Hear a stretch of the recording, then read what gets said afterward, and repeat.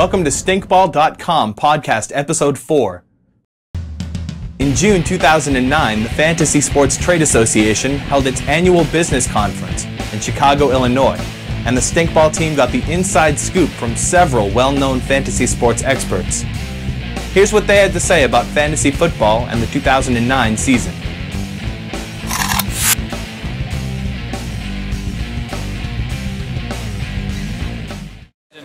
Probably Maurice Jones-Drew, because he should be the first player taken in drafts, and instead he's usually going 4th, 5th, and I don't understand it. There's nothing not to like about this kid, and I think people have screwed up on him. They're not ranking him right, and you know everybody's got Adrian Peterson as the first guy. I don't think that's right. You know, I don't have a favorite team. I don't have a favorite player. You know, there's quite a few. Usually it's rookies. I like to see, you know, how these rookies are going to come in. An interesting one to me is Michael Crabtree from the 49ers. I like to see how he'll perform. I was a big fan of his in college. A couple other rookies. Donald Brown, Colts. It'll be interesting to see how they work with it. I guess there's not one particular player I'm looking forward to. But, you know, the whole rookie group as a whole, I would say, is the thing I'm most looking forward to do. See how these guys fit in their new role. I'm a huge college football fan.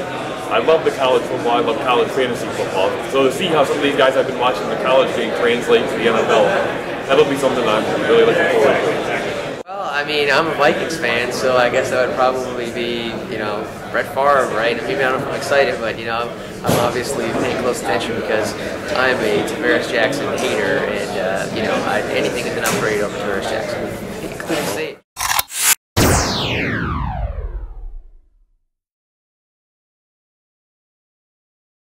Yeah, I'll talk of this first. Honestly, I think the next big thing for fantasy as an industry is we're going to go more mainstream. You're starting to see it now in programming on CBS, Fox, ESPN, a lot of these networks that are integrating stats that are geared toward fantasy players.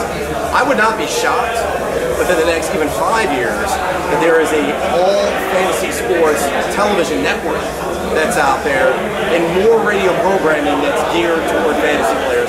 So I think it's going to, again, become more mainstream, more acceptable among the masses, and that is going to, in turn, make us more respectable writers. I'm ready for, like, college fantasy games is what I'm ready for. College basketball is what I'm waiting for. That, I think, is what is going to pop. I think there's a lot of interest in, like, a college football fantasy game, and either the NCAA is going to get interested in it, or somebody else is going to take it up, and it's going to blow up. I'm so ready for like a customizable college football fantasy game. I think a lot of people are. I think it'll continue to grow. I think people will always be coming up with new twists, whether it be the fallacy sports or whether it be increasing popularity for, who knows, mixed martial arts or soccer or whatever it might be. But I think 10 years from now, the baseball and football are still going to be the main fantasy sports the way that they are now. And I think you're always going to have the cycle of people that'll be really interested in college and then they'll sort of drop out after they start having kids and families and then maybe get into it later. But as long as you still have people, younger people coming up, I think there'll always be a new generation of fantasy sports players. And the other thing I would predict is that over the next 10 years, I think that women are going to make up an increasing percentage of the fantasy sports community compared to what they do now.